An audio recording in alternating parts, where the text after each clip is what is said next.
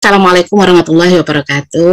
Waalaikumsalam warahmatullahi wabarakatuh. Ya, Fakih sebenarnya saya ikut terus, cuman off cam ya, jadi hanya mendengarkan.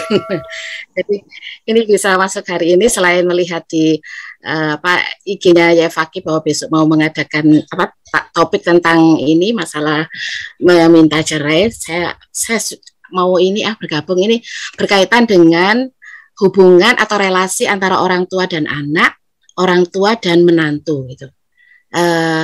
Ini cerita karena tadi kan kata Fakih pengalaman gitu, cerita pengalaman. Jadi ini bukan pengalaman saya tapi pengalaman kakak.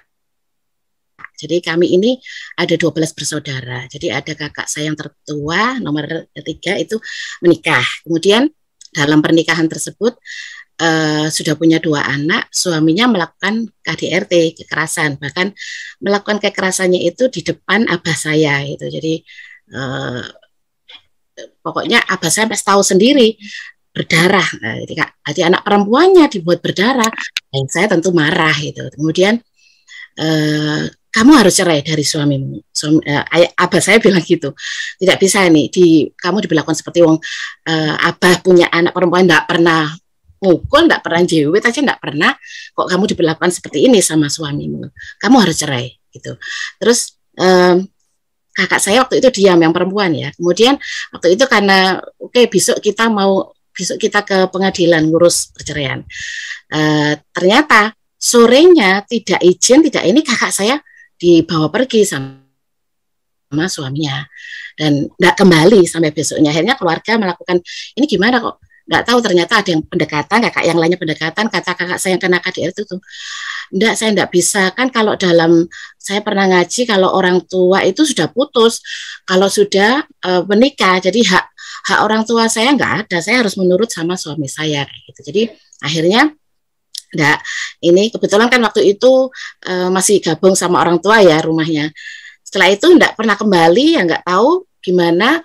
Kakak saya ada yang mencari, katanya ini kontrak sendiri ya, kita kan keluarga banyak, jadi akhirnya ya sudah sama orang tua, oh berarti gak nurut sama orang tua, ya sudah, akhirnya nggak pernah datang ke rumah, kalaupun datang ke rumah ya pas nggak ada abah saya itu. Jadi nggak tahu informasinya dari mana, saya masih kecil ya waktu itu ya, saya hanya melihat ini orang tua saya yang beri pendidikan kepada anaknya yang tidak tahu seperti apa, kok masih ikut mencampuri urusan, atau kakak saya yang terlalu kurang pinter sehingga dilakukan oleh KDR tetap saja bertahan.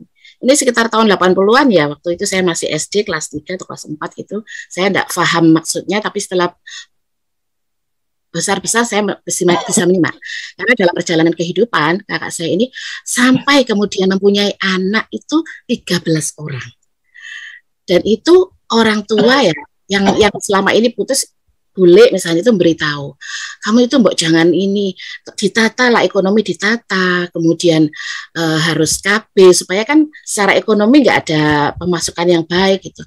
Kata suaminya begini, ya nggak bisa, ini kan takdir Allah, saya punya anak banyak. Intinya orangnya itu sangat kekeh gitu. Jadi beberapa anaknya sudah dilakukan KDRT, berhentinya KDRT, berhentinya kakak saya mendapatkan KDRT maupun anak-anaknya itu ya pada saat suaminya meninggal. Berhentilah di situ. Dan kemudian dalam perjalanannya anak-anaknya ini ternyata menjadi anak-anak yang luar biasa. Di ponakan-ponakan saya ini menjadi anak-anak yang tangguh, yang kuat, karena didikan oleh, nggak tahu ayah, ibunya, kakak saya, ibunya itu kakak saya, yang seperti apa, sampai mereka ini sekarang ini dari berapa ya, dari 13 bersaudara itu 5 yang menjadi PNS ya, yang lainnya masih ada yang kuliah, dan semua kuliah semua dibiayai oleh beasiswa karena mendapatkan dari beasiswa sekolah maupun dari mereka.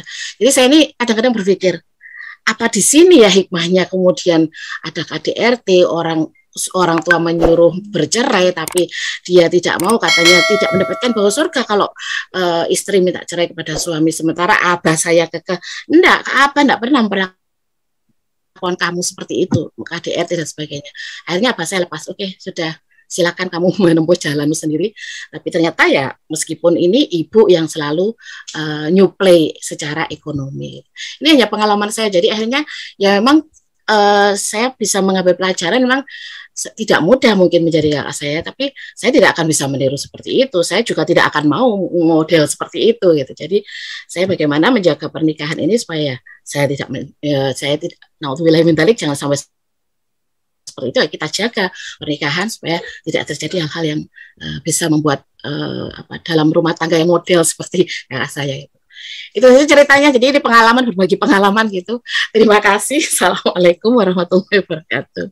Waalaikumsalam warahmatullahi wabarakatuh. Saya kira responnya perlu panjang ya, tapi saya ingin mengingatkan saja bahwa kita tidak bisa melanggengkan kekerasan dengan cara misalnya tadi, oh jangan-jangan karena itu dia dapat berkah, itu nanti melanggengkan. Karena berkah itu kalau dalam konteks Islam adalah kebaikan, dan kebaikan yang utama ya rahmatan lil alamin, akhlakul karimah. Bukan jadi PNS atau tidak, bukan dapat beasiswa tidak, dapat beasiswa kalau tidak menjadi rahmah ya enggak gitu loh, kira-kira begitu ya. Tapi bukan berarti beliau-beliau anak-anaknya itu enggak begitu, bukan. Dan maksud saya kalau kekerasannya kekerasan gitu loh, bahwa ada perempuan yang menerima ya mungkin tidak hanya sekedar, makanya Nabi mengingat fa'inna mahunna awanin itu persis begitu. Jadi banyak perempuan yang diperlakukan tawanan sehingga tidak bisa apa-apa, pinter sekalipun, bisa jadi anak kiai, sudah dididik secara baik, tapi menemukan laki-laki yang tadi.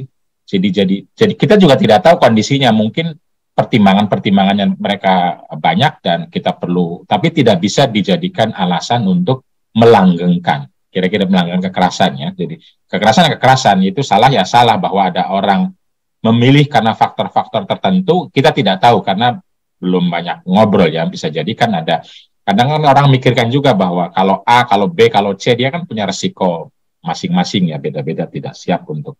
Tetapi kita yang dari luarnya itu tidak perlu untuk melanggengkan sehingga dikait-kaitkan bahwa sehingga kekerasan itu jadi akhirnya norma gitu, jadi nggak apa-apalah asal akhirnya anaknya gitu, akhirnya apanya gitu. Ya bukan nggak apa-apa, kekerasan bahwa anak dan dia berhak untuk mendapatkan kebaikan, menjadi korban maupun tidak, dia berhak. Saya kira mungkin dari doa, mungkin dari yang lain, saya kira banyak yang bisa kita. Tapi kalau dikaitkannya karena kekerasannya, itu yang menurut saya tidak sebaiknya, tidak seharusnya.